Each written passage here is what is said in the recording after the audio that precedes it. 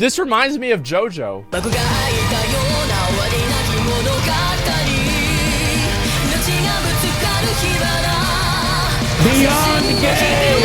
If you could show me this video 5 years ago, I wouldn't believe it. Jojo's has been recommended to me forever, and I've never once been the least bit interested. And if this is how you feel, this video was made for you.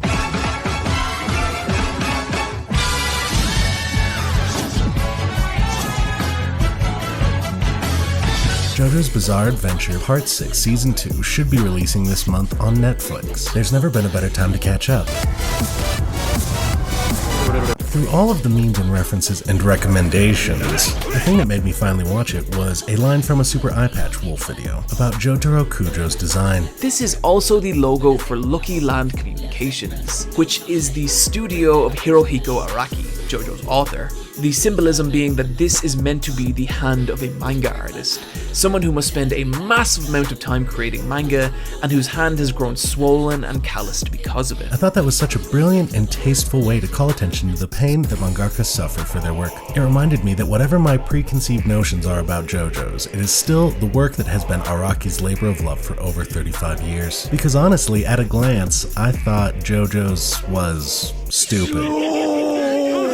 Macho men, with random story contrivances thrown into the mix to attempt to keep it interesting, like a chimpanzee hurling cliches into a WrestleMania ring. JoJo's is bizarre, sure, but it's not random, except for maybe this part.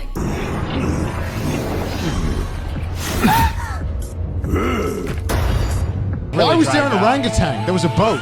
What is that, Araki? It makes itself difficult to recommend because any condensed information about it loses the context of the experience and fails to impart what it actually is. That's because it's not one story, it's 8 stories, connected by Araki's writing, the Joestar family tree, and that you can never really know what's going to happen next. It's like trying to recommend the entire MCU as one story. Each part is its own story that adds something to the larger whole of an epic. Each part is very diverse in tone and style because of the context of Araki's interests, and the time period in which it is written, and the anime has done a fantastic job of capturing that. So I fired up the first episode, fully expecting to be disappointed in the pacing of another depthless shonen, but it broke all my misconceptions about it. And when the ending theme of Roundabout by Yes played, I knew it was something truly special. This is the 35-year-old story that is still breaking the mold of what I know about anime. So if you aren't all that keen on it, I'll break down a little bit about the earlier parts so you know what you're in for. Also gives me a reason to put my thoughts in your head. I love a lot of the old OVAs from the 80s, and I really enjoyed that Part 1, Phantom Blood, felt like those shows I've been watching since I got into anime. I kind of think Araki's writing style for this time period was essentially layering the popular story conventions of the time over the story he really wanted to tell. 1987 muscle-bound man action. However, the actual story plays out much more like Victorian theater. Seem to be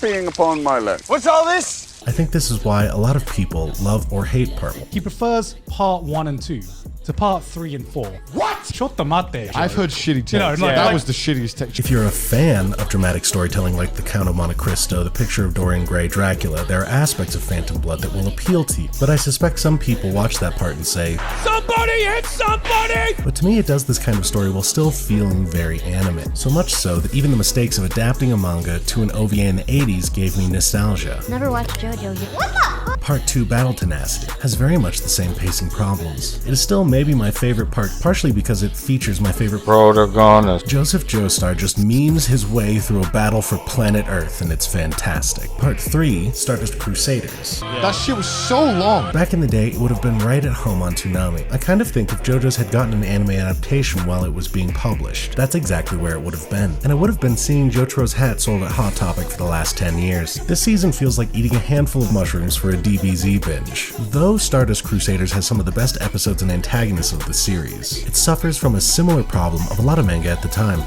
filler.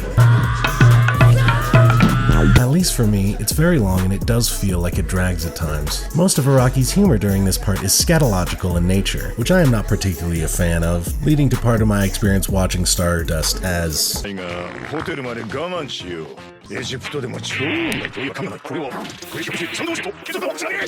For a lot of people, Part 3 is their favorite, and I can understand why. But if you were thinking of dropping the series at this point, just skip to episode 34, but honestly I'm glad I didn't do that. It is an epic adventure. But I don't know that I could wholeheartedly recommend this season in its entirety to modern anime fans. After that, once I hit Part 4, I didn't stop watching until I had run out of episodes. Part 4 is really when Araki comes into his sense of style. I haven't binged an anime with that kind of fervor since I was a teenager. The thing about JoJo's is it has always actually subverted my expectations. I went in assuming it was going to be illogical. Instead, the whole world just makes sense. Even general complaints of mistakes are explained with further context. Hamon has an excellent series called Debunking Araki Forgot that covers that material. The first one is also the biggest, Dio's Coffin, but it is also one of the easiest to disprove. The only moments that stuck out to me as immersion breaking was when they were looking for an enemy stand user and forgot to look at who looked like one of Araki's drawings. Now where is he? I know the guy's a long-range stand user, but he has to be around here somewhere! A huge reason I've been interested in anime so long is that it's one of the only mediums of storytelling that isn't afraid to go big and do something I haven't seen before. And JoJo's felt like Araki's personal battle against conventional storytelling.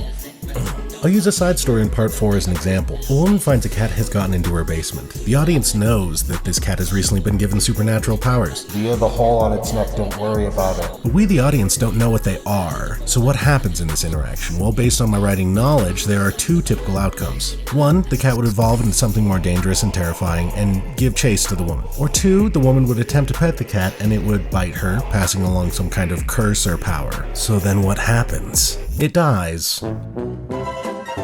Well, clearly this is a condition for the cat's powers to activate. It has to die to assume a ghostly form and essentially re-engage with option 1. So now we are about to see that take. Nope, the husband buries the dead cat in the backyard. Now I have seen other writers do things like this before. Typically they stop here as if they are proud of themselves. And here's where Araki shows how brilliant a writer he is, because he keeps going. The next day a plant sprouts where the grave was, containing the cat's consciousness and the power to manipulate compressed air. If you haven't seen JoJo's before, this may seem like somewhat of a random choice, but it makes total sense in the universe of this. Because stand users all have to meet specific conditions under specific limitations to access their powers, sometimes undergoing a physical change in order to further increase their limitations. So from this line of logic, we found our way to a cat plant with the ability to control air compression. The implications of this side story continue to multiply and complicate the primary narrative in ways I never expected. But this isn't random. It is linear, creative writing that builds upon the foundation set before it by continuously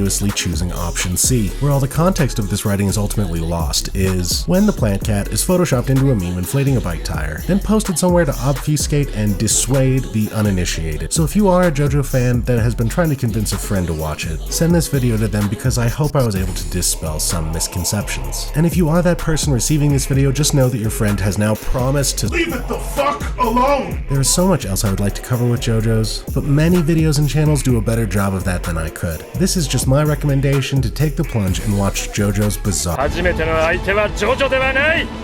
このディオだ。